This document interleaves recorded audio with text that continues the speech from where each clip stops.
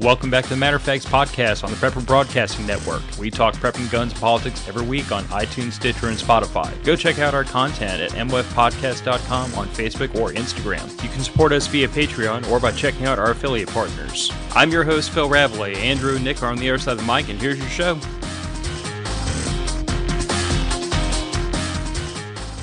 So, welcome back to Matter of Facts podcast. Andrew is not with us. Last I heard, he was kidnapped by Ukrainians and has been forcibly conscripted. So, I mean, we could take up a collection to try to, buy his way back to freedom, or we could spend it on booze and magazines. So, that's an open discussion on our end. Hot toddy and magazines. Coffee is expensive. Hallelujah. So we have a lot to discuss, and I'm going to plow through the administrative work as fast as humanly possible so we don't run out of time in the back end. So patrons, y'all are all sociopaths, but thank you for supporting the show. Merch is available down in the show description if you want to buy a fun, cheeky shirt or a koozie or something to support the show. Cypress Survivalist is still on track to try to have our first event March 8th in Southeast Louisiana. If you're interested, those links are also down in the show description. Facebook and Instagram pages are your best way to keep in touch with us and figure out what exactly it is we're planning on doing. While I hope and pray that that event doesn't turn into just either four nerds talking to each other about prepping stuff or into something much less wholesome. Depends on my level of inebriation that day. I'm going to be on my best behavior, though, because my wife is going to force me to be on good behavior. And no, Raggle, he wasn't arrested in South Korea. That we know of. Sounds like that we're aware of. I mean, I don't know. Best I'm aware, all the Koreans are going to Ukraine, not the other way around. North Koreans. Yeah, true. Speaking of which, since y'all got me derailed, did y'all hear that apparently they had to take away the North Koreans' internet access after they were embedded with the Russians for a week? Who could have seen this coming? Yeah, but bunch of young, socially repressed, apparently horny Koreans discovered the miracle that is internet pornography and just went ballistic. I had not heard that. That's phenomenal. Dude. It's amazing. You can't even make jokes about some of this. Look, you cannot make jokes about reality anymore because reality is crazier than the jokes are. I'm convinced the Large Hadron Collider threw us into a South Park series, man. It's ridiculous. So there was a time, and we were talking. I think we were talking about this on the last show about how Babylon Bee was a thing. Then they had to create not the bee so that you could distinguish satire from reality. And there was a point at which we had satire and real life, and they were on a graph, and they were, satire in real life. And at some point along the way, they inverted. They did. Real life is now funnier than satire. Yeah, but there was a brief moment in time where I was like, I can't distinguish satire from reality anymore. I see it. I know it's satire. I want to believe in my heart it's satire. But the real world is getting so freaking cuckoo bananas so fast, I'm questioning if it really is satire. And now we've just completely inverted. I don't know how we wound up on this timeline, but we might as well, fire off a glass of whiskey and enjoy it at this point, because there's no going back. Anyway, so first a little bit of mini topic before we get to the main one, which is going to be really fun, by the way, because anytime tyrants don't get their way, it gives me a warm feeling inside. But first, I have to say that peer pressure is brutal, and after literal years of, I would call it bullying, other friends of ours and patrons refer to it as peer pressure, but I felt bullied. Look, it's tough love, Phil. You can't call yourself a prepper and not own a 12 gauge. See what I mean? I mean, he's defending this, and you're my co-host. You're supposed to be on my side. No, I am going to defend this, because name me one job that a 12 gauge can't do that a firearm does. Brain surgery. Firearms do brain surgery just fine as long as you don't need the patient to survive, and a 12 gauge excels at that.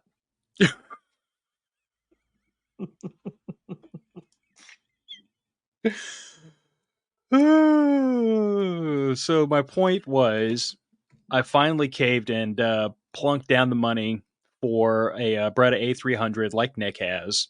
Love it.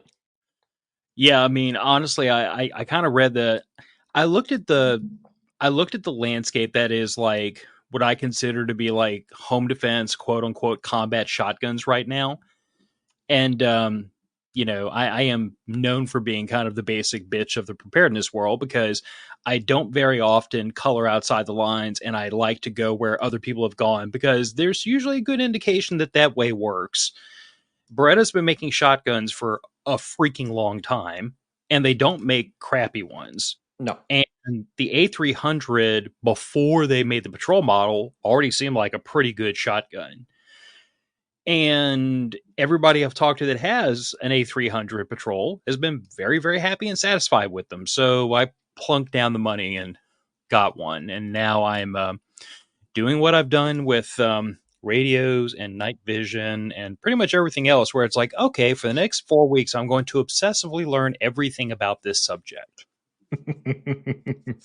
Why? Because I'm a nerd.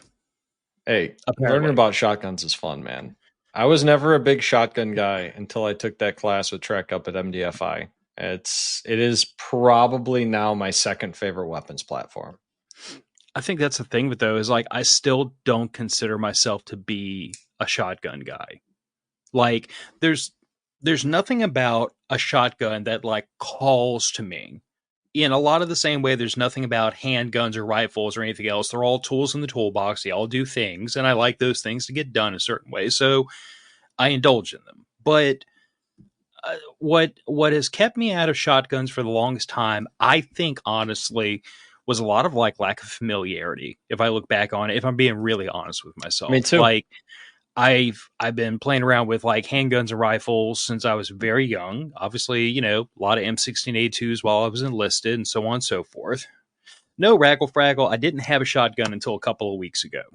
So that's been a fairly recent addition. Andrew and Nick had both, or Andrew had a 1301 tactical, Nick had an A300 patrol. I'm just late to the party like usual. Hey man, But like I said, you're here. Chainsaw. First the chainsaw and now this. Hey, look. Gaming works. Proof here, guys. All I'm gonna say is there's a whole bunch of y'all in the comments talking a bunch of smack that have a lot of catching up to do when it comes to comms. You want to start comparing radio collections and capabilities, you saddle on up to the bar. Let's see what you got.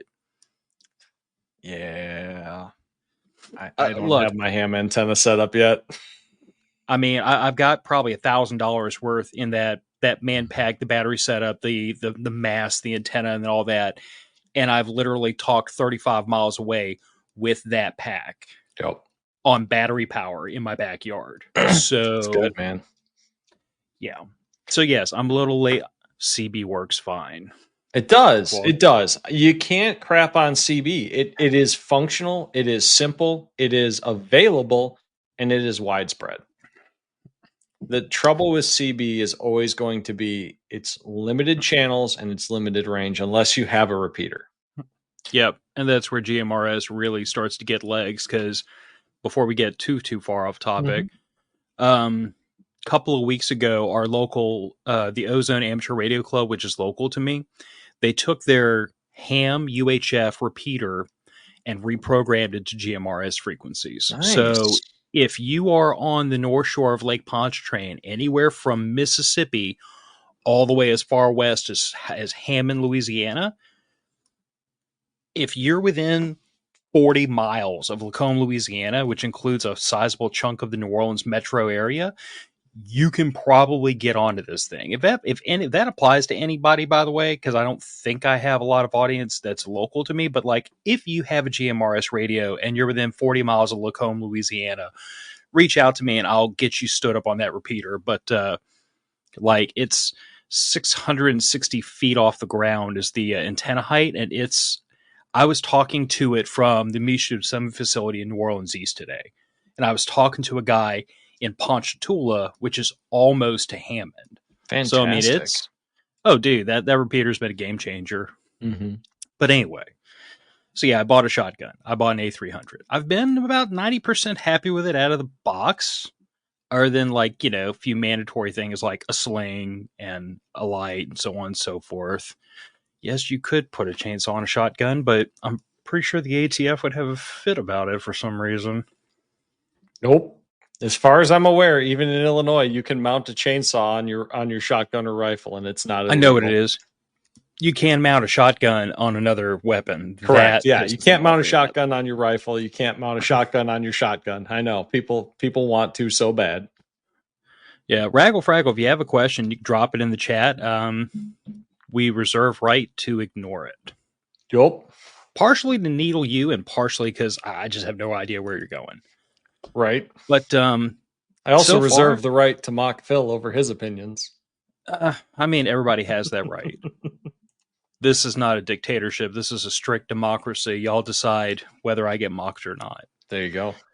But yeah, I'll be honest. Like, I haven't found a lot about the shotgun not to like so far. I would love to take it out to the range this Saturday and give it its maiden send off. But that's going to be contingent upon weather, because last I checked, there's like a 70% chance of rain all the way through Sunday night.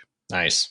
So far, it's been raining on and off for the last 2 days, which means that entire outdoor range is a big old hippie mud puddle at this point. It's going to be bad. The last time it rained for a couple of days and I went out anyway, I literally had mud up to my ankles. Oh man, that's a perfect stress test. Yeah.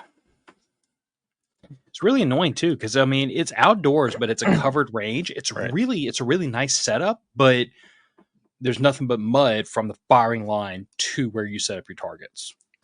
Hey man, you got an outdoor public range near you. I got to drive like an hour to get to one.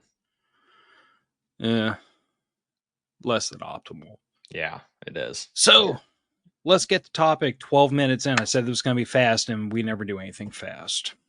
Is gun control dying? I would argue yes, and it's fun to watch.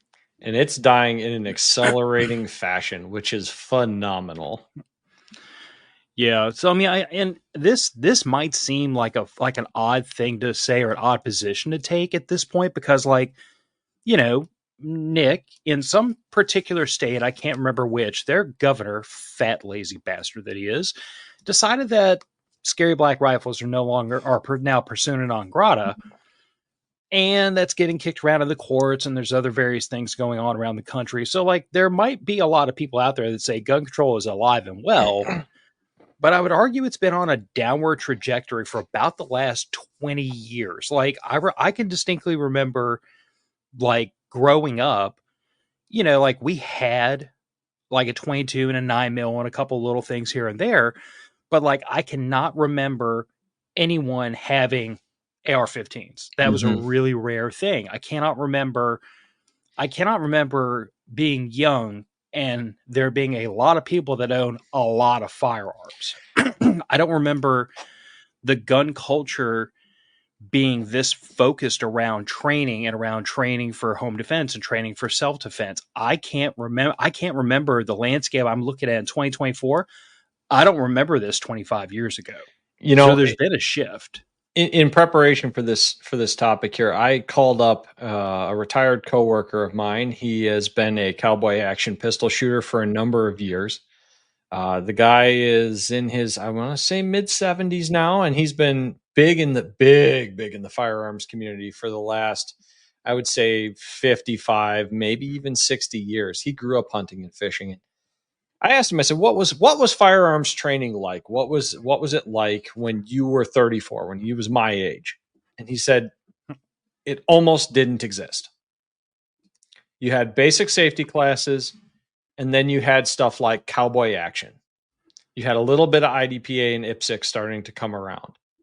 But now, just about everybody I know that's into firearms in any way at all, or into self-defense, self-reliance in any way at all, they're all taking classes. They're all getting certified in various things. They're all training on multiple weapons systems or multiple weapons platforms, pistols, rifles, shotguns, long-range rifles. It's not the old school 6 guns anymore that are doing all the competitions. You know, I don't know, Phil, if your dad was big into the shooting industry when he was our age, what did you ever talk to him about it? So I know when my dad was, I'm putting myself back heck in like because my dad was 30 when I was born. So at 10, I mean, I can remember like whenever we would go, we never went to the range, put it that way. Mm-hmm. That was not a family thing. About the best we ever did was when we went to my great grandmother's place, which she lives in rural Louisiana. We lived in Southeast Texas in a small town at the time. But like we'd break out the BB guns, the pellet guns, Yeah. and sometimes my dad would get out to have the 22, and we would do some plinking and shooting. Like I had a lot of lessons as far as safe gun handling and basic marksmanship from my dad. But this idea of like we're to go out to the range on a regular basis and train so that we know how to defend ourselves, that really wasn't a thing. At least not from what I recall. Like my firearms tutelage didn't really shift into high gear until basic training. And at that point, for obvious reasons, I had to drink from a fire hose. Absolutely. But I guess that's an excellent point, is like, when you think about the training industry, my greatest gripe down here in South Louisiana has been the fact that there's not there's not the ready access to more advanced firearms training courses like I see up in your area or in Andrew's area. There's not as much of that down here. There's a couple of small training outfits that mostly deal with military and law enforcement. They will train civilians, but I think the problem I suffer from down here is the fact that the average person, most of them, I'm suspecting are like shooting on family land, or they're shooting on public land. And a lot of that firearms training is very informal. Yeah. Basic safety training, basic marksmanship, maybe basic fundamentals of form. Yeah. But like I said, because there's not as much demand for that training, there's not as many classes available, which I find frustrating. But the truth of the matter is like, in my head, I could think of a half dozen guys right off the top of my head I know in this local area, most of which are LE or prior military, that are all armed to the teeth, train regularly, stockpiles of ammo in their house, and they make no bones about it. It is because if somebody threatens their family, they're going to end them. Mm-hmm. But it's such a different culture around firearms than what I remember, where the focus used to be, oh, I have a gun, I like to go target shooting on the weekends. It was pure recreation. And now I see it being viewed more as, no, this thing is here to protect my family. This thing's here to protect my community. Even in the last 10 years, that's shifted. Because I really didn't get into firearms really big until, I was 21, 22. Once I finally got the money to get into firearms and start learning a little bit. And man, I don't know. Do you remember the forums back, about 10 years, 15 years ago, Phil? How everybody, it was all, put this on your gun, put this on your gun, put that on your gun. You got this type of gun, that type of gun. And now I see more and more people are focusing on not what you have on your gun, but what you have done with it, what you're doing with it consistently. And see, I can remember a time when I was much earlier in this firearms and this preparedness journey where I used to get weird looks from people when I would tell them, hey, like, what are the first 3 things you buy when you buy a firearm? And my answer was always a holster or a sling, depending on whether it's a handgun or a long gun, mags, and ammo. First 3 things. Yep. Not sights, not stocks, not cool stuff. None of that. Like, you need a holster, because if you don't, you can't use the firearm effectively. You need a sling, or you can't use the firearm effectively. You need ammo. You need mags. Yep. And why do you need extra mags? Because they freaking break and they wear out. Why do you need extra ammo? Self-explanatory reasons. And I can remember a time when I used to get weird looks from people at that moment. Like, why do you need a sling if you're just going to go to the range? And I'm like, who said what this is for? Who said this was just for going to the range to punch paper? Mm-hmm. But now when you say that, you get nods. Like, it's been a little weird, because in some respects, like, I can remember being castrated by members of the gun community years ago, because some of the things I was saying were a little bit off color, things to the effect of, eat my ass if you think you need a tax stamp to own things. And so, other things that were controversial at the time, but now "Free men don't ask" has become the go-to tagline online. But that's my point. That statement once would get you excommunicated from the gun community because the tagline was, "We're law-abiding gun owners." And my supposition continued to be, if the law is wrong, why are we following it? Take the lesson from the potheads, man. Non-compliance. I used to really put people on the spot, and I'm like, okay, your analogy is it's law, so we should follow it. So go back 150 years and explain to me how we have a duty to follow the laws that, that codified slavery. Yep. No one today in 2024 will argue that that's a law that should have been followed. Everyone will admit that was a bad idea. Thank Christ we freaking, overturned it, and it's not a thing in this country anymore. And if the law was wrong then, it can be wrong now. Yep. So because it's the law is not a good enough reason. You gotta do better than that. You gotta work a little harder. Like, convince me that this law is just. And the fact that you put somebody in jail, in federal prison for 5 to 10 years for owning a thing and not hurting anybody with it just strikes me as stupid. Agreed. But I can say that now. And everybody's like, yeah, Phil, what's your problem? Whereas 20 years ago, they'd be like, Phil, what's your problem? You know what I'm saying? It's the whole landscape has changed in a positive way. Well, yeah, absolutely. And, I think that it's only going to continue accelerating in our favor. You talk about 20 years ago. Well, here's 30 years ago. I don't know if anybody in the audience is not familiar with P.A. Ludi. Philip A. Ludi. A guy from the UK who published a book called Expedient Homemade Firearms, which you can Google, and it is publicly available today. It is a free PDF. Teaches you how to build a submachine gun in your house with hardware store components and hand tools. But I'm forced to issue a public service announcement before we continue.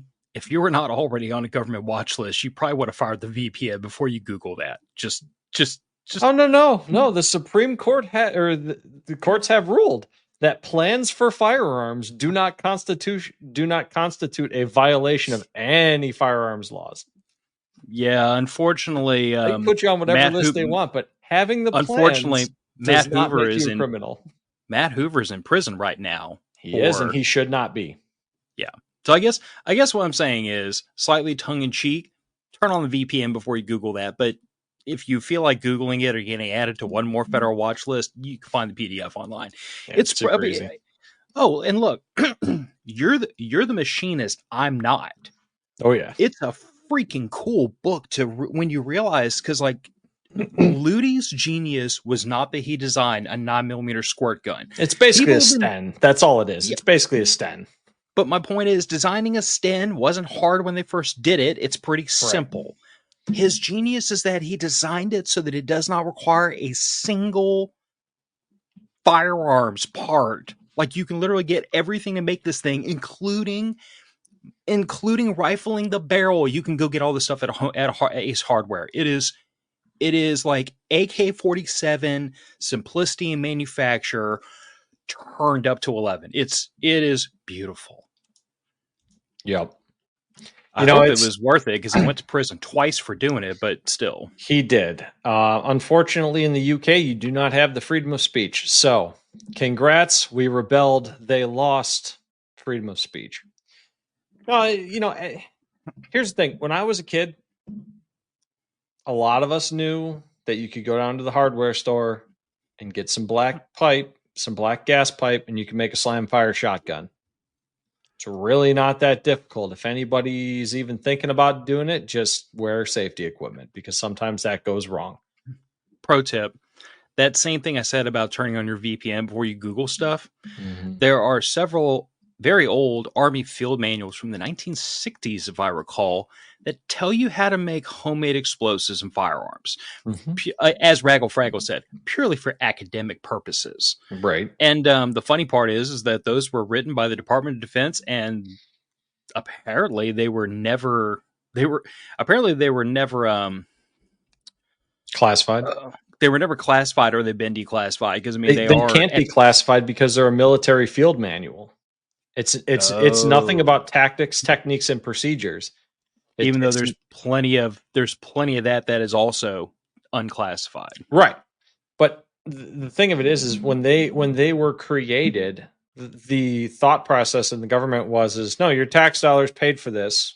You get to have it. There's nothing revolutionary in this. This is all stuff that is common knowledge to any military on the planet. So they didn't classify it, which is fantastic. You know, PA Luddy around the same time period as the original assault weapons ban, which expired in 2004, if I remember right, Phil. 1994 to 2004. Yes, it had a 10-year sunset period. Yeah, 10-year sunset period. So one thing, I was wrong. It's not a field manual. It is a technical manual that I cannot confirm or deny that I may have on my phone for reading purposes. Makes great bathroom, makes great use of bathroom time. But it's TM 31-210 Improvised Munitions Handbook. That's the one. Thank me later. Yeah. But excellent information. Exercise due caution. Playing with explosives can end explosively. Who would have thought? So it's interesting to me, Phil. Now, I was 14 when this assault weapons ban went away. So I didn't really grow up as an adult with an assault weapons ban around. But I very distinctly remember around 2005, 2006, 2007-ish, you start to see the sprinklings of in ads, in gun shops, in hunting stores. You started to see the ARs trickling in. Do you remember that? Yeah, because like the assault weapons ban sunsetted while I was in Iraq. So I turned 22 while I was overseas. So I technically, it wasn't until after it sunset I was even legally old enough to purchase a long gun. But yeah, I can remember that was when ARs really started permeating the consciousness of the gun community, because like for so long they had been, it was like mini 14s, M1 Garands, stuff like that you'd see everywhere. Yeah, and as soon as they burst onto the scene, that was it. I can remember, and I'm kicking myself that I don't remember more about this, but I can remember during Katrina, if that tells you anything. So we're talking about like August to the end of 2005, when we had to deploy for Hurricane Katrina. Funny story, all of our weapons were locked up in the vault when our facility flooded. So we were running around. Basement by any chance? Huh? Was the vault in the basement? It was on the second story, thankfully. But the point remains is that like they couldn't get because our facility was outside levee protection. Oh no! Nobody could get there until like 8 to 9 weeks after Katrina hit. So we were running around New Orleans with personal weapons. I had a friggin' Kimber 1911, which was the only firearm I owned at the time, like on my hip in a Blade Tech holster, because that's the only firearm I had. We drove from Baton Rouge down to New Orleans. My buddy had a friggin' Glock 19 with a 30 30-something round magazine sitting up on the dashboard. I had his 12-gauge pump between my legs. Dude, we looked like the redneck militia. Thank Christ we all had our military. Thank God we all had our military IDs. Most of us were in uniform. I was actually wearing mechanics coveralls because I evacuated without my uniforms. When I came back, they literally threw me a set of coveralls and said, that bird needs work, get to work. And I just jumped. So yeah, we were a little ragtag at the time, but that's a story for another time. Right. But anyway, point is we were carrying personally owned weapons. And I can distinctly remember one of my sergeants, he had one of these tiny little AR pistols. Like this is way, way, way pre pistol brace. So it's literally just like one of those little bitty, like 6-inch barreled AR pistols that took 30 round magazines. He had one of those, and I was shocked because the only ARs I'd ever seen were M16s, and he's got this tiny little thing. Anyway, flashbang in a can right there. Oh, dude, if you miss, the poor bastard would be deaf, dumb, and blind for the rest of his life from the blast from that thing. Absolutely.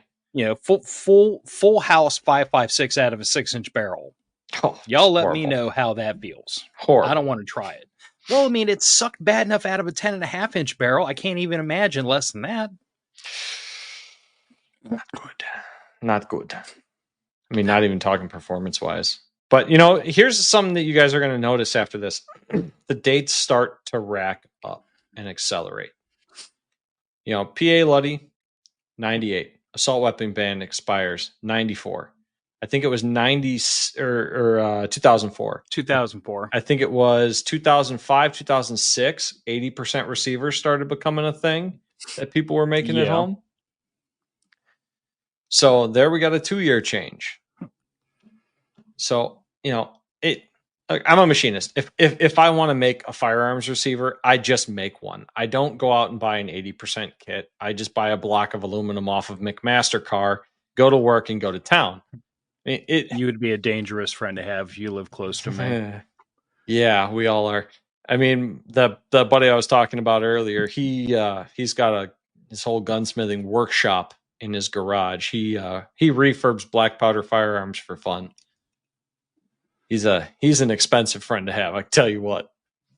But the 80% revolution, and I am going to call it a revolution because essentially what it did is it gave the common man with a drill press or a router or a little mill in his garage the ability to make an AR-15 with no government involvement. No 4073, no FFL transfer, nothing. What happened? Well, the government got very upset. Yeah, but nothing bad happened. Best I recall, I cannot remember a single 80% lower being used in crimes. Now they have since they have. Yeah. Oh okay. Yeah, I was going to say I know the media. There were a couple of the plastic ones recently used in Chicago in a shooting, but at Chicago, everything gets shot up in Chicago. Yeah, I know that the media tries to conflate this to say like ghost guns get used in crimes all the time, but they're also talking about stolen firearms that have had the serial numbers ground off of them, which is a little bit of a different thing than a gun nerd in a garage, with a drill press. Most criminals get their guns through theft and buying stolen guns. They don't manufacture their own. They don't set up a lathe in their basement like me and manufacture their own parts for things. They just don't. Well, why would they? It's more freaking effort when you can just buy one from a meth head. Exactly. And from the 80% revolution, we got the plastic AR receivers. We got the 80% Glocks. And the 80% lowers, by the way, got a lot better as time went on. Because I can remember when 80% lowers, like, matter of fact, let's flip that. I can remember when 80% lowers first came out, they were almost regarded kind of as toys because, they were shit. Well, they were. Let's be kind. Let's say they were suboptimal. They were less than the kits were poorly made. The materials were not great. Well, the materials were the same. The plastic ones, yes, the materials are the same as they are now. The difference is the jigs. The jigs have gotten so much better, and the information for people out there, largely brought to them by people like me that have machining experience, be like, hey, change this to get a better result, has improved the performance of the 80% lowers massively. I also think the culture pushed some of that. And the reason I say that is because let's just talk human psychology for a moment. If something is regarded as a toy, if it doesn't work perfectly, you tweak with it. You write it off. It's a toy. If something is supposed to be a serious implement, you expect it to work right.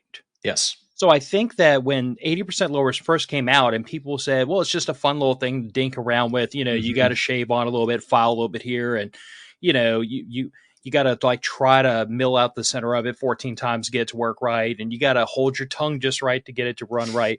But it was a thing that people were just goofing around with. Yep. It wasn't until kind of the community really made that it turns into the chicken or the egg to me.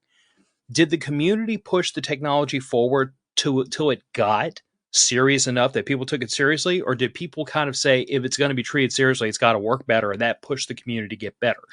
I don't know. I just know that you're right. There has kind of been this progression of 80% lowers, and not just ARs, but like everything, 80% lowers as a blanket, as FAL a big, flat stampings, AK flat stampings, yes, Uzi flat stampings. They're all coming out now. Yeah, Glock 80% lowers, other kinds of pistol 80% lowers. I mean, it's everything pushed forward because the idea that I can make this and the government can pound sand was very appealing to a lot of people. But again, like we to this day kind of lament fights. Yeah. And that's because they're the ones that will sit there and say, well, if you have nothing to fear, if you have nothing to hide, what do you have to fear? And all these other stupid platitudes that make me want to slap the crap out of that entire group of people. 2 world wars. Yes. Look, I love a 45 as much as the next guy, but...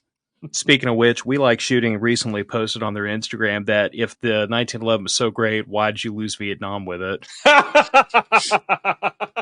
And Korea. Hold up. I had to get into the comments, and I'm like, guys, hear me out. Doesn't this apply to the M16 too? Fuck. Yeah, a bunch of people were like, oh, friendly fire. I mean, look, that's shot Heron in the bunch. I got to needle him whenever I get a chance. Oh, absolutely. They're good guys. You got to give it to them a little bit. Well, I mean, he gives it to me plenty. Oh, it's yeah. Fair. Absolutely. Speaking of the government pounding sand, the next banner. Now, I do have to admit, I doubt I will ever get the opportunity to have Cody Wilson on this show. He's a busy guy. He's a busy guy. He's got a lot going on. This is a smaller podcast. Mm-hmm. But I just have to say that I would have to seriously hammer down half a glass of whiskey, not to fangirl like a motherfucker, if I had him on this show. Like this dude is Wilson, why I have a 3D printer. I don't have a 3D printer yet. And I mean, reading his book, by the way, is so freaking worth it for anybody that hasn't. It's to get that window into his mind and why he does the things he does is so incredibly interesting. I think this is perfectly indicative of the shifting culture. Okay, and this is a natural outgrowth of the 80% receivers. Now, this is the next logical step. The next logical step is, well, why don't you just make the whole thing at home yourself and save having to buy anything? All right, guys. Y'all know I've got 3D printers. I've messed around with 3D printed magazines. I've messed around with a little bit of 3D printed frames, 3D printed guns, stuff like that. They're fun, but they work. And that's the thing that Cody Wilson and our next banner proved. What the world was waiting for, what the 3D printing community was waiting for, was a simple design that functioned safely as a proof of concept. Planes didn't take off until Wilbur and Orville Wright showed that it could be done. Everybody said it would never be done, could never be done, until 2 bicycle mechanics decided, screw it, let's do it. Why not? Send it. Cody Wilson, same thing. But the biggest difference is here, this pushed it out to people that have no artisanal training. You don't need any manufacturing skill. You don't need any apprenticeship as a machinist to figure this stuff out. You can do it with a file, a handheld drill, and an Ender 3. And that is why I think gun control died on May 6, 2013. And they are piloting a corpse. Yeah. I mean, I think the thing that's really fun to point out at this moment is I've watched a lot of interviews of Cody Wilson. I've never once heard him describe himself as a gun rights advocate. No. I feel like, and I could be totally misunderstanding him, misrepresenting him, but I feel like, especially having read his book, gun rights to him is almost beside the point. The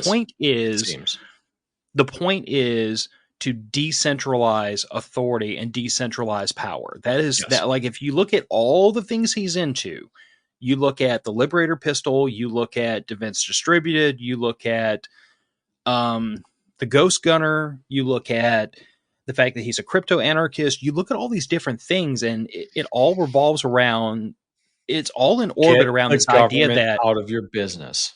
Yes, I want to take away the government's power, because by taking it away from the government, the people get to have it back. So the most simple thing you can do, and for anybody that doesn't believe me, we did this in World War II, by the way. The Liberator pistol is so named because it's named after a program in which we made a whole crap load of really cheap single-shot 45 ACP pistols with the intention of airdropping them all over France. Because there is no greater FU to tyrant Nazis than to distribute a whole crap ton of little bitty handguns to all of your victims. So now you're welcome to put on your those little pistols. You get a free Mauser at the other end. Yeah, well, see, but that's the cool part of it. I'm going to airdrop all these things into occupied France. You're welcome to walk around on the street with, you know, your freaking your squirt gun and your grenades and your cute little uniform, while some French-speaking knucklehead sneaks up behind you, pops you in the back, and takes all your stuff. Like, the whole point of the Liberator pistol, and I would argue probably Cody's point of this project, it wasn't that this was the greatest gun on earth. Oh God, no! It was a bare minimum functional design. Yes, but it is the idea that by releasing it out into the wild, it puts firearms into the hands of people who otherwise could not get them, and that tips the balance of power. Cody Wilson said in his book, and I believe it, but he said he talks later in the book about how, you know, like, the government tried to shut him down for ITAR violations, and the government tried all these things to get him to take Defense Distributed down, take the plans of the Liberator down. And he flat out said, I'm playing checkers and they're playing chess. I won the minute that file went out, because you can never get it off the internet ever again. Yep. It will be in a torn file. It'll be on somebody's hard drive. It'll be on a USB. There is no way to get rid of it once it's out. I already won. Yep. And even if they managed to take the file down, he proved the idea worked. Now you just need someone bored with 6 beers refiguring it out. Yeah. Well, I mean, case in point, when this all happened, I downloaded a copy of that file. I don't own a 3D printer. Still don't. Don't have access to one. I got the file, though. You know why? Because as long as I've got a copy of that file, it can never be gotten rid of. And it was almost more, I think that is kind of the point with this heading and the next one, is that, you know, somebody has said on numerous occasions, like, the only way to destroy the ability of people to make their own firearms is to destroy the knowledge of how they operate, and that is impossible. It is. See, like, somewhere on somebody's hard drive, some little political dissident is going to have plans for how an AR-15 works, or they're going to have schematics for how, like, you don't even have to have detailed drawings where you have size references. If you just understand how firearms work, and that's not that hard. Or a full working model of an MG42. Well, but that's my point, is that you don't even need that. You don't. That's the best part. If you know how they work, you can figure it out. Oh, absolutely. All you need is the will at that point. And that is why I think gun control is on this downward trajectory, because you can't get rid of the knowledge of how to make these things. And more, as we've shown and will continue to show, more and more, the people, the culture has shifted and said, no, you don't get to tell me I can't have that thing. Some people have gone to prison over that summation, and some people continue to go to prison over that summation and continue to say, no, you don't get to tell me that. And people went to prison over opposing slavery. I mean, every one of the founding fathers would have been hung as a traitor if the Civil War hadn't gone, if the Revolutionary War hadn't gone the way it did. Sometimes you just have to kind of take a stand and say, this isn't right. We're not doing this. Exactly. So you get to take this one, because I hadn't heard of deterrence dispense until you started telling me about this group. And then I started putting the pieces together. Deterrence Dispensed is an outgrowth of Defense Distributed and Cody Wilson's project with the Liberator. Essentially, what this was a bunch of people got together over the internet, specifically organized on Reddit to begin with, and then it moved to Keybase, and now it's moved to another place. Then from there, it moved to another place. You can find them at deterrencedispense.com or thegatalog.com, spelled like it sounds. Essentially, what they've done is they've worked together to open source design 3D printable or mostly 3D printable or 3D printable frames and receivers and magazines for as many guns as possible to spread that knowledge to as many people as possible. One of their prime examples is the FGC 9 version 1 and 2. The version 2 is a little bit more reliable. I was just about to ask you about that one. It's fantastic. I know for a fact that it does work, and it works very well. If anybody's heard of the YouTuber and Reddit personality Ivan the Troll, he's one of the people that works with them and helps develop their designs. They've made 3D printable FAL receivers, 3D printable AK receivers, fully 3D printable pistols, rifles, shotguns. Wait a second. Are these the guys that did the Plastikov? The Plastikovi, yes. Oh my god! Also the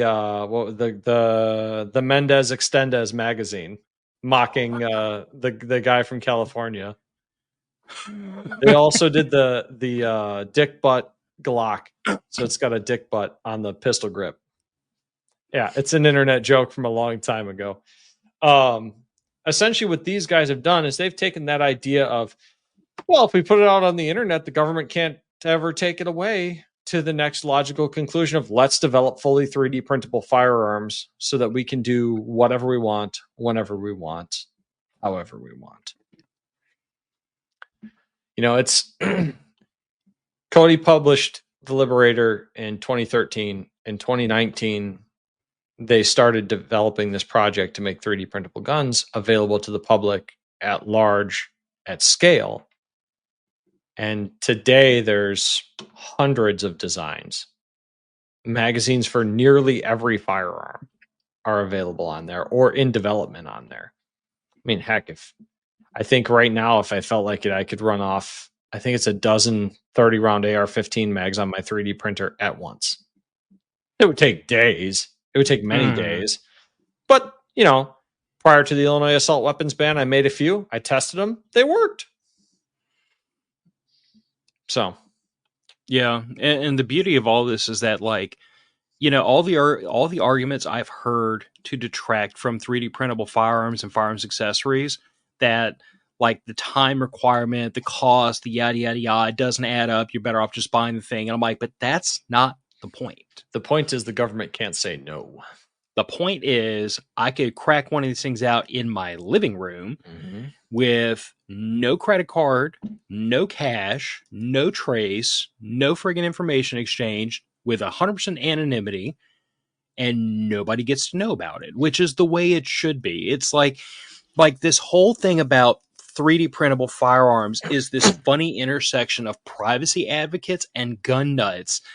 And at some point, they did free speech advocates. Yes, and free speech advocates. But I guess that's kind of my point, is like, I feel like a lot of these people, they didn't even get into gun rights because like they like guns. They got into gun rights because it's like, okay, I want to have the right to free speech for obvious reasons I shouldn't have to explain.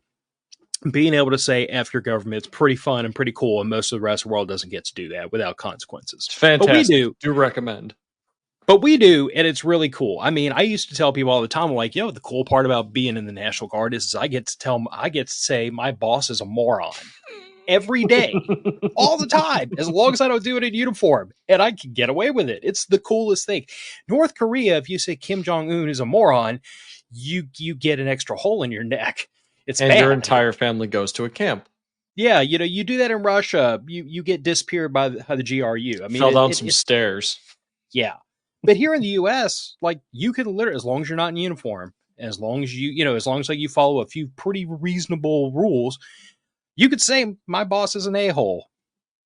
Consequence free. It's pretty cool. But anyway, but it's like all these guys realize, like, the right to free speech is pretty cool. The right to privacy is pretty cool. But we don't have the things we need to defend these things. There's no point. Mm-hmm. And then all of a sudden, all these guys got together in a little Roman orgy and just all banded together. Yeah. Which is I think is kind of the interesting thing, and it's in the next bullet point. But like, send the next bullet point, man. The rise of gun culture and the PewTubers. I have seen the gun culture turn from this weird, aggravating little collection of fuds that used to go punch paper at the range and shoot skeet on the weekends, and they've been completely infiltrated and overtaken by every autistic variety of like prepper, militia guy, self-defense guy. I mean, left, right, center, it doesn't matter. Everyone jumped into this community and said, all you guys with your 1911s and your whatever, y'all go stand over there. This is our community now. And the tent got really big really fast. Which is the best thing possible. Yeah. I mean, I said for years and years, like, the COVID panic buying around guns to me was a watershed moment, because even though I firmly believe that a lot of those people that ran out to buy their first gun probably didn't go train, probably didn't go shoot a lot, didn't do a lot of things I'd rather them do. Quite a few of them probably, forgot about how scared they were and ended up, supporting gun control later on. Very unfortunate.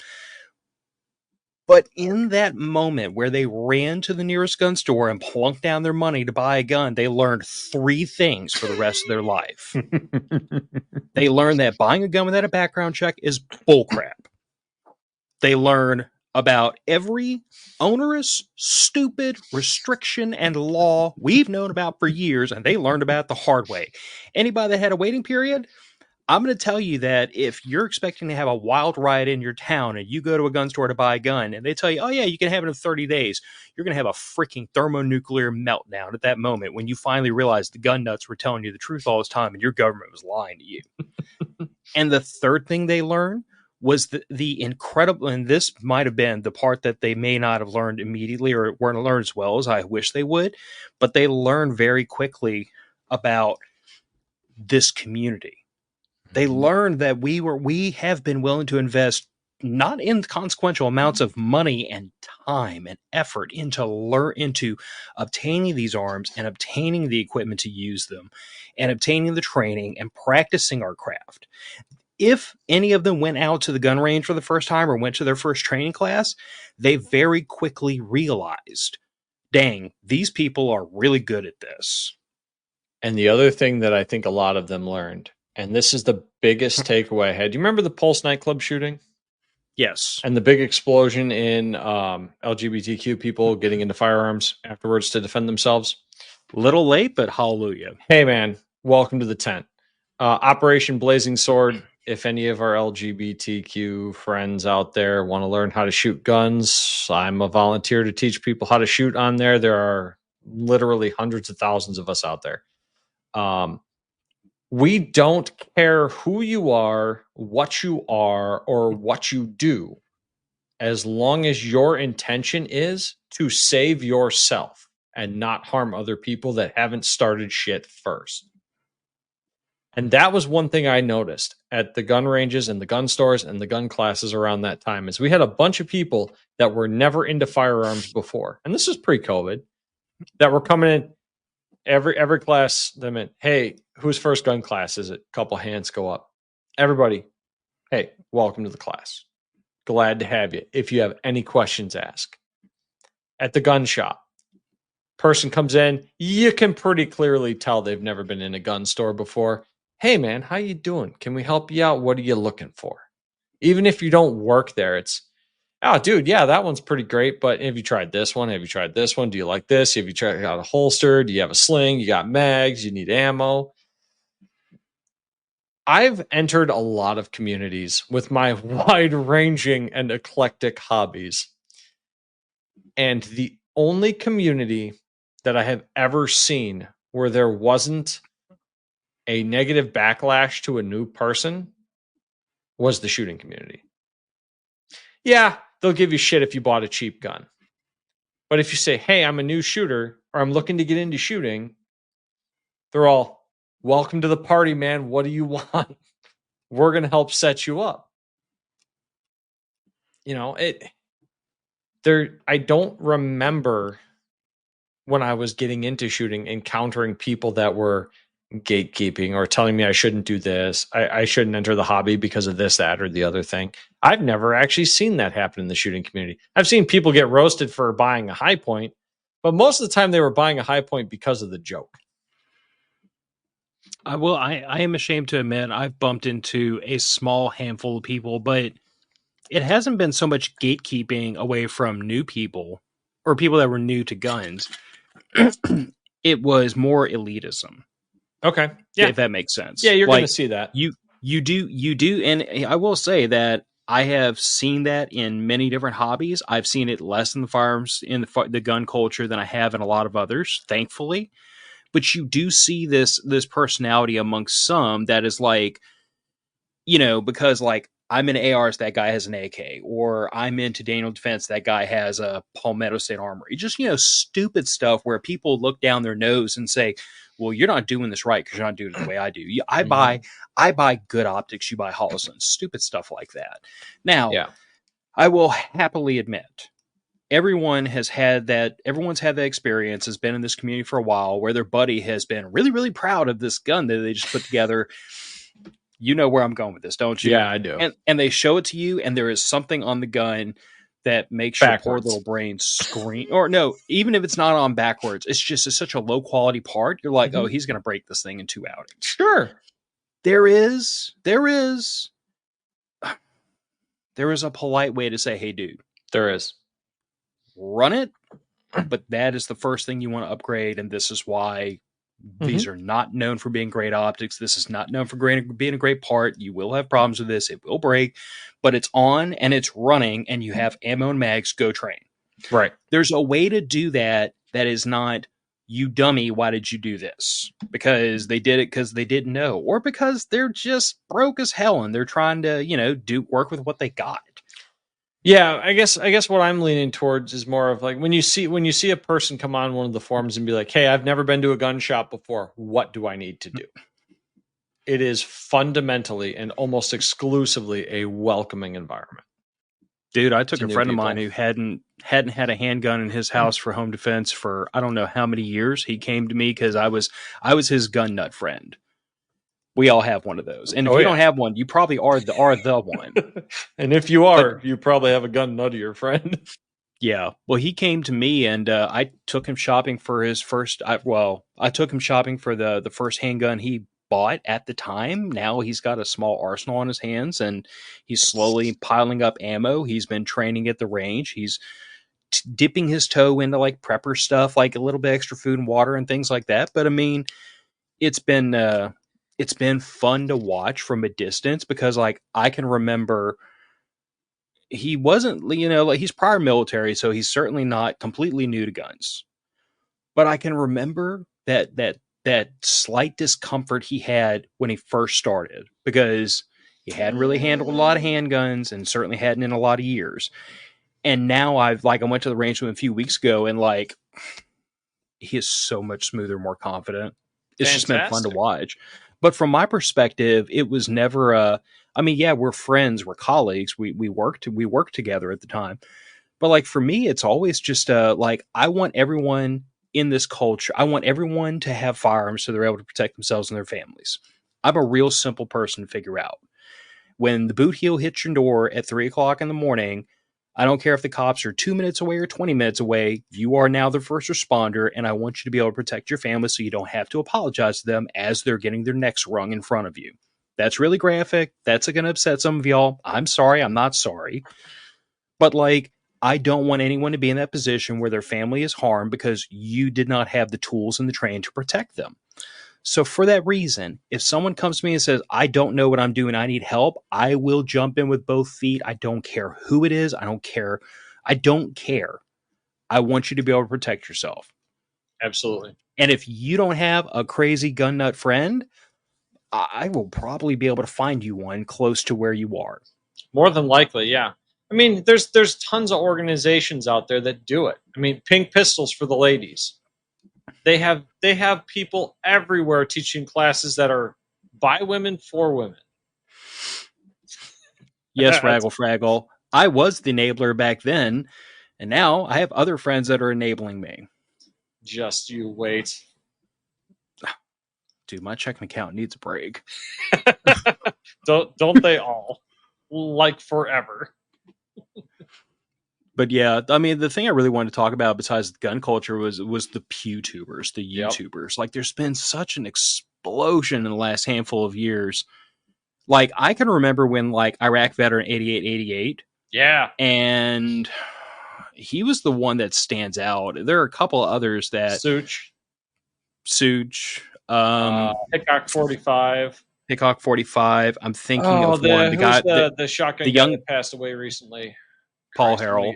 Paul Harrell, yes. I'm thinking the younger guy with the crazy Russian accent. FPS Russia. Yeah, FPS Russian. Yeah, he was great. So this was these different content creators kind of came up in the early days of YouTube when you could really still build an audience before the algorithm really got involved and kind of screwed everything up, in my opinion. But like, I saw the gun community still pushing the ideas of training, pushing the ideas of like firearms for a purpose, but also making it fun and making it approachable. I saw like guys who were straight up talking about firearms because like, hey, this is on the latest Call of Duty and this, that, and the other. And it's like, yep. They took something that you used to have to go to like your fuddy old uncle or grandfather to learn about. And they said, here it is on the internet. And you can see these things and see them shot. And then they'll tell you how they work. They'll disassemble them in front of you and like they'll tell you how to use them. Yeah. But give you a step-by-step tutorial on how to train in your backyard. But they made the topic of firearms accessible to the masses. So as we've gone through here, we've talked about making like the ability to create your own firearms more accessible to a point where it's damn near dummy proof at this point. Just about. We've talked about making the knowledge of firearms, about how they work, how to operate them, how to train them more accessible. And that has all shifted the gun community in this really positive direction where like they as a majority are actively pushing against efforts to tamp down gun rights. They are like the gun community itself. And this is the other thing that's come out of the internet. Like, dude, in 1994, I was 12. So, okay. Nick likes to make me feel old.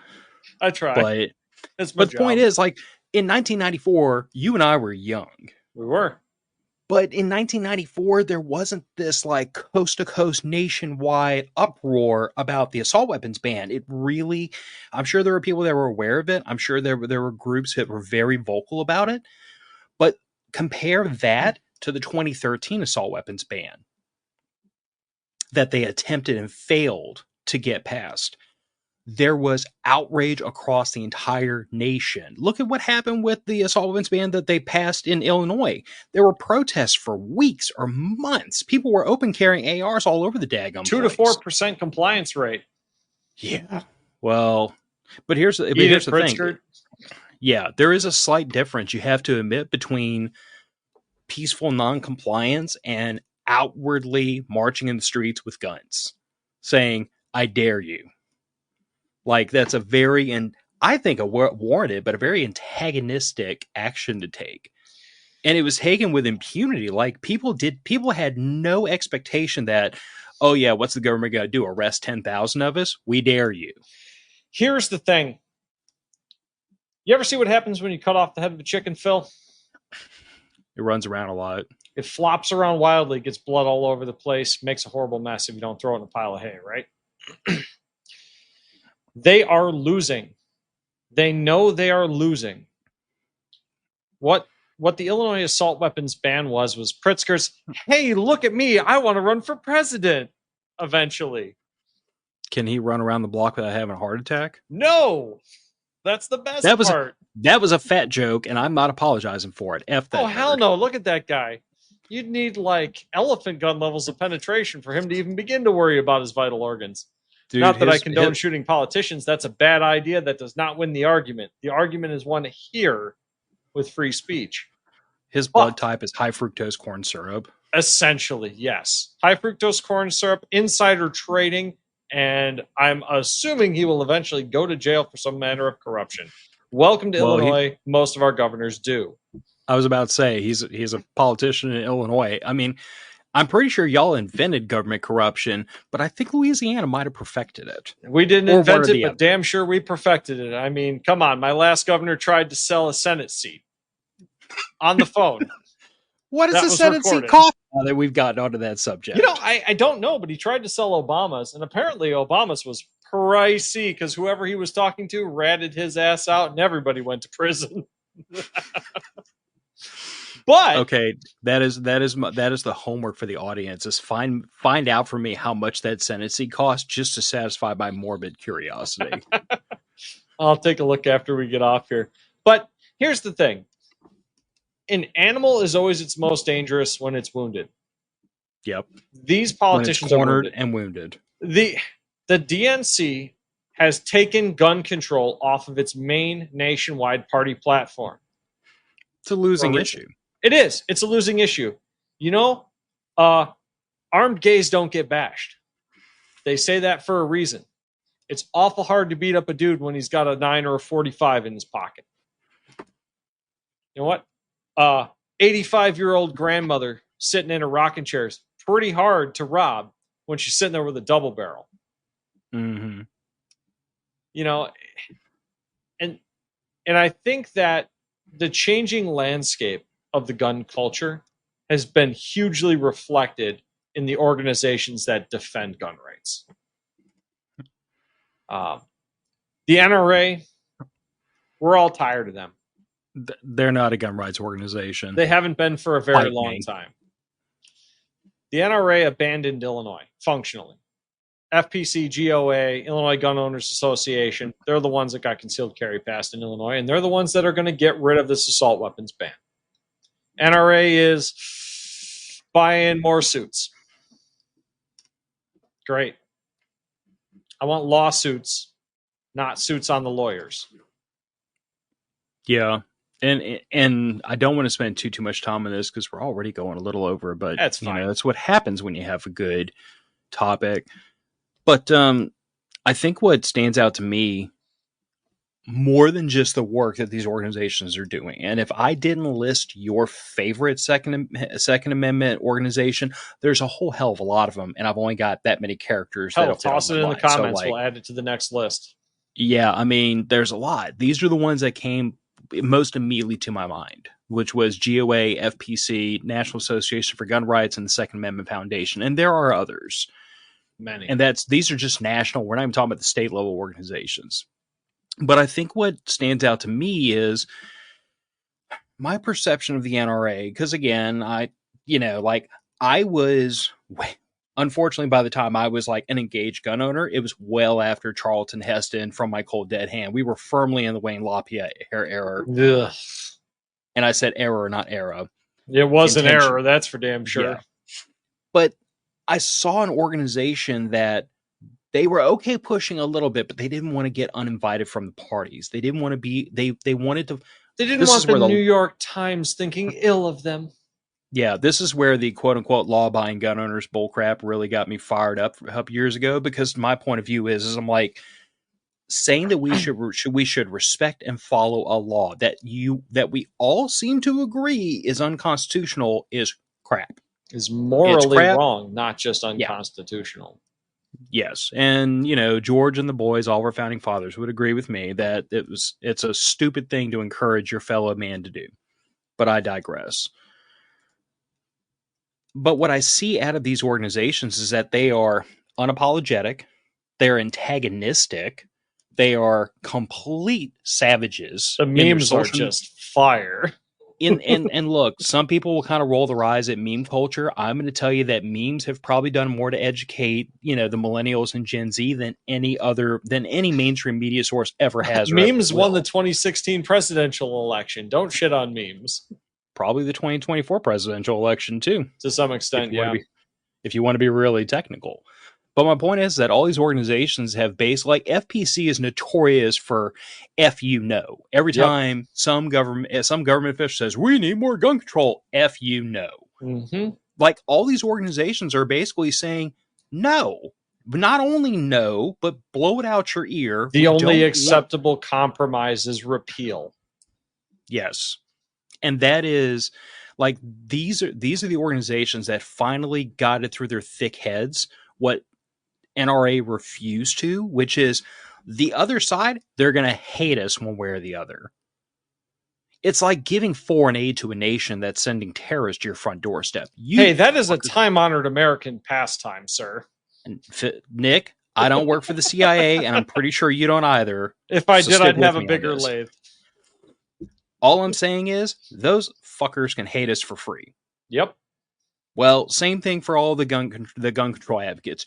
You can hate us for free. You can hate us one way or the other. So why are we going to hold back? If you're like every attempt I've ever seen for the other side to try to engage in quote unquote good faith discussions there wasn't a lot of good faith, and there certainly wasn't a lot of discussing involved. No, either. it was give in or else what? Yeah. What are you going to do? But here's the thing.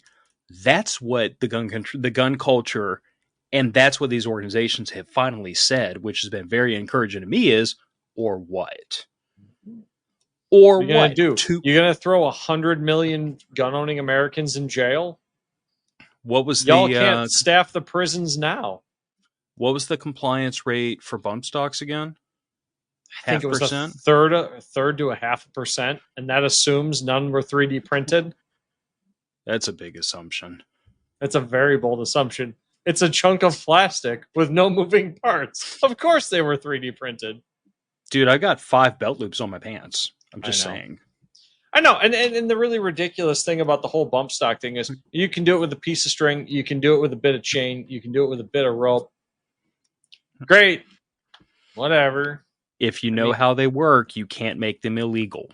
It's also easier to make a full auto gun than it is a semi-auto gun. I mean, making a semi-auto gun is just making extra work for yourself, so you might as well build a machine gun. Fuck it, man.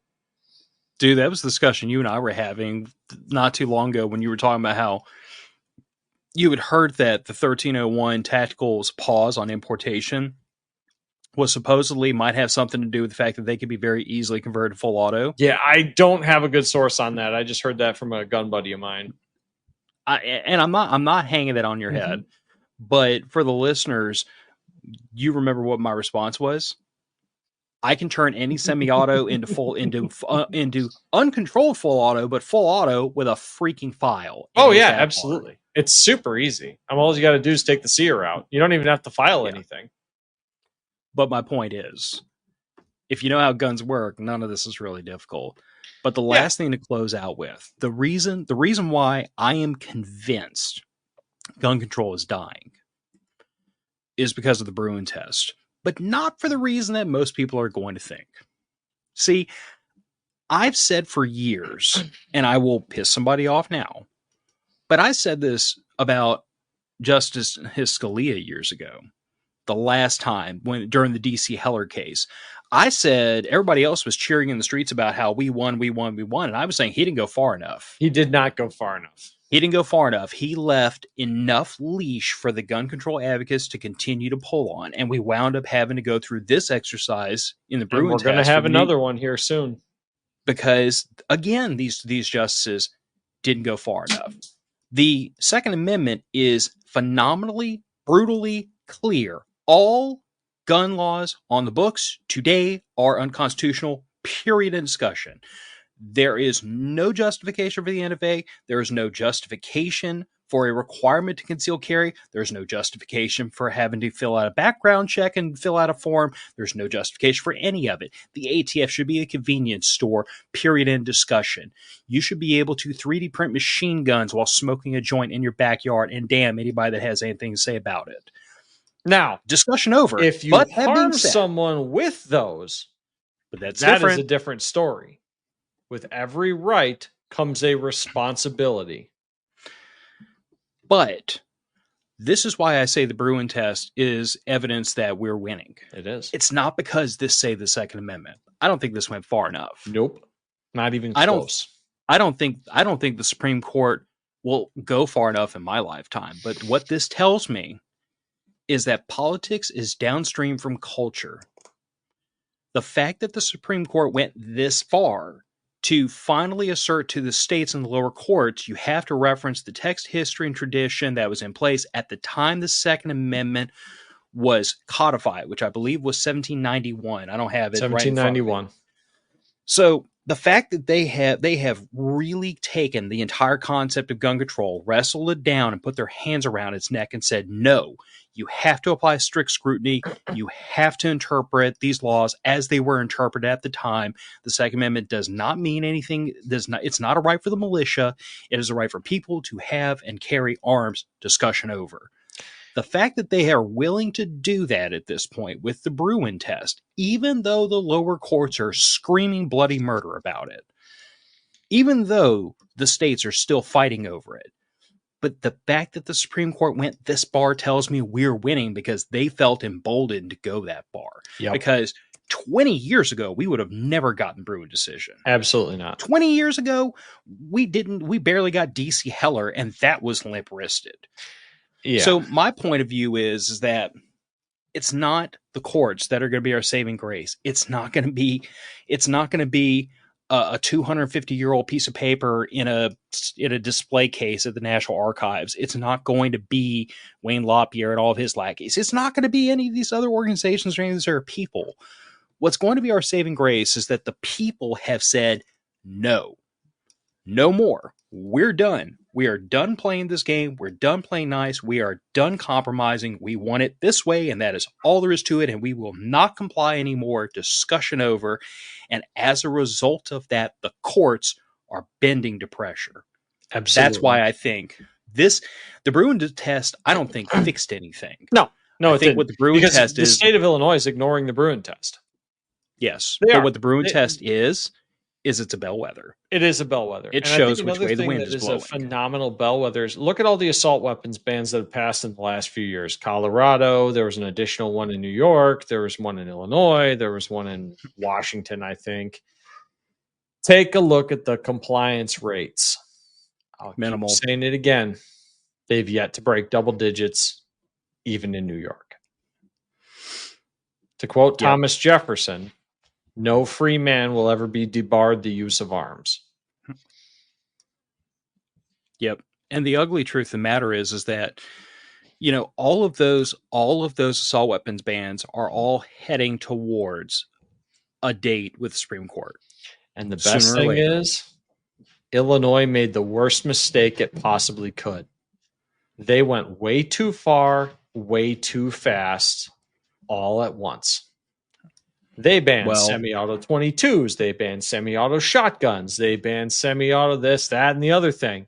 They took every wet dream of California, New York, Washington, Oregon, and every other blue state, combined them into one bill and said, here you go.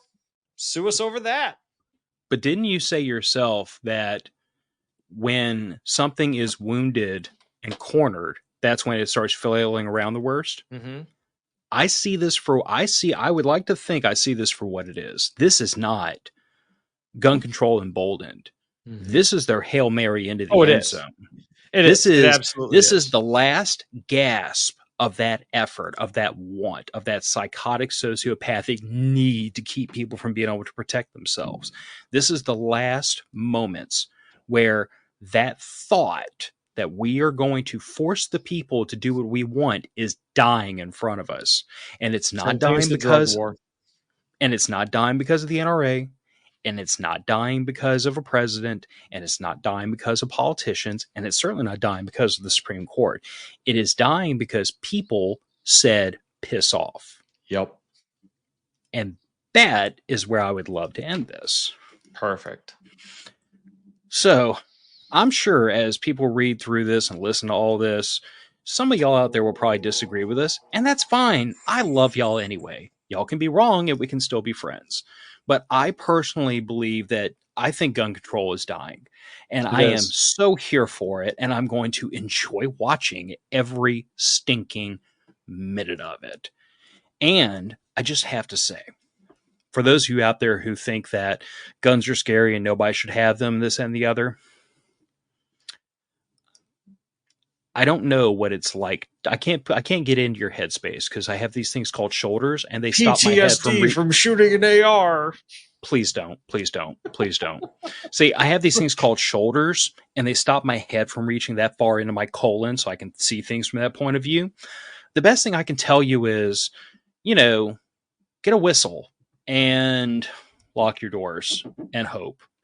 And if you're really, really lucky, you might live next door to a gun nut who might take pity on you one day and show you the ways of how to protect yourself. But in the interim, I'm just going to sit here and happily listen to their screams and their cries because I'm getting a little malicious in my old age. Cope and seethe. We're winning. Yep. So don't forget something I've said for years and years as we walk this out the door. We have passed the time where any one of you has the right or has the time to sit on the sidelines. If you believe something, advocate for it. Be respectful, be professional, be polite, but be firm and be informed. And we can win this fight as long as every single one of you gets off the sidelines and stops waiting for a politician to come and save you, and you all start being advocates for yourselves and what you believe in. If we all do that, we can't be beaten because it's happening now with a very small but very vocal minority of the community. If all the rest of you get into this fight, we win immediately. Matter of Fact's podcast going out the door. Talk to you another week, guys. Bye. Night, everybody.